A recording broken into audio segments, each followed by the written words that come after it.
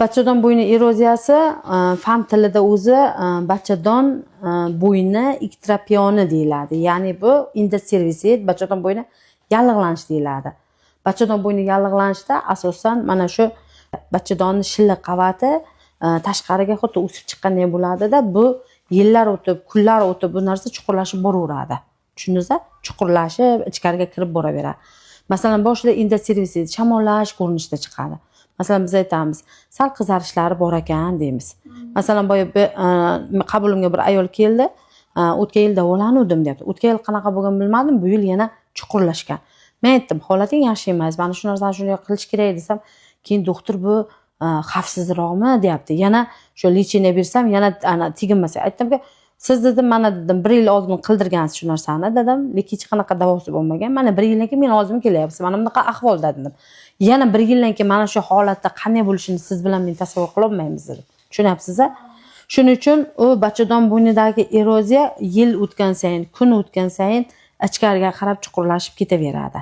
Masalan, tashqi tarafdan xuddi yuzakidek bo'lib ko'rinib turishi mumkin, yuzakidek bo'lib, lekin uni ichki tarafi ancha chuqurlashgan bo'lishi mumkin. Bachadon bo'yni eroziyasi hozirgi kunda bu narsani boyagi ayollarni bir qo'rqitish yo boshqa narsa uchun emas, tabiatda bu narsa hozirgi kunda bachadon bo'ynidagi har qanday qizarish, har qanday holat bachadon bo'yni saratonigacha olib boruvchi narsa deb hisoblanadi. Tushundingizmi? Uni o'sha shunaqa organizmda shunaqa narsa bor, VPC deydi bu narsa. Virus papilloma человека deydi. Ya'ni u nima edi? U aynan uni o'zini turlari bor, onkomarkerlar bor. 16, 18 har xil raqamlangan, kodlangan anolari bor. Ana o'shalar imенно qaysi biri bo'lsa, ayniqsa 16 bilan 18 bachadon bo'ynida bo'ladigan bo'lsa, u kelajakda qachondir bachadon bo'yni rakini keltirib chiqarishi mumkin. Qo'limizda yara bor. To'g'rimi? Biz uni ko'rdik. Yo o'sha yarani bo'ylashga harakat qilamiz, yo o'sha yaraga bironta malham surtishga harakat qilamiz. Xullas, yaxshi qilishga harakat qilamiz. Tim bo'lib bu mana bu yerda bo'lgani uchun bu tezam bitadi. Ana endi tasavvur qiling, ichkaridagi yarani. Siz ko'rmaysiz. Agar shu yarani ko'rganingizda edi, siz yana ham ertaroq harakat qilishingiz mumkin edi. Ayollar ko'rmaydi u narsani. Hozir masalan, o'sha endi tasavvur qiling, uni yaxshi bo'lishi o'shanga bog'liq. Ishqalanish kuchli bo'ladi ichkarida.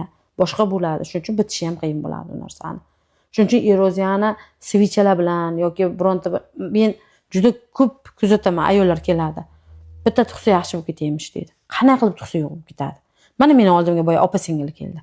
Ana shu opa-singillari bittasi kisrova bilan tuqqan, hech qanaqangi eroziya yo'q, bachadon bo'yni top-toza. Singilisi ikkita bolani o'zi tuqqan, shunaqangi kuchli eroziyasi bor bachadon bo'ynida.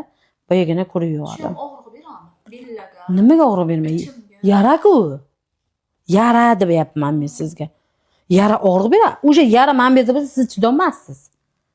O'sha belga beradi, oyoqlarga beradi. Qarang.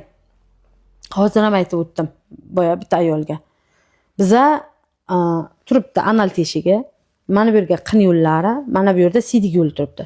Bitta liniyaga joylashgan. Hattoki noto'g'ri tahoratni o'zi ham sissitni keltirib chiqaradi. Hozir o'sha yerdagi shilliqlaringizni o'zi ham masalan chiqib jinsiy aloqa bilan juda ko'pchilik ayol sissit nimadan paydo bo'ldi, qichish, achish nimadan paydo bo'lsa, er xotin birga bo'lganimdan keyin deydi. Sababi ana o'sha yerdagi ishqalanish natijasida mana shilliqlar chiqib siydik yo'liga kirishi mumkin. Yoki bo'lmasa mana bu yerda noto'g'ri tahoratda o'zini ishriqi, kolli degan o'zini infeksiyalar bor, narsalar bor o'zini. Ana o'shalar mana bu yoqqa kirishi mumkin. Ana shular natijasiga sissitlar kelib chiqadi. Tushundingizmi? Shuning uchun mana bu yer toza bo'lish kerak ichkari.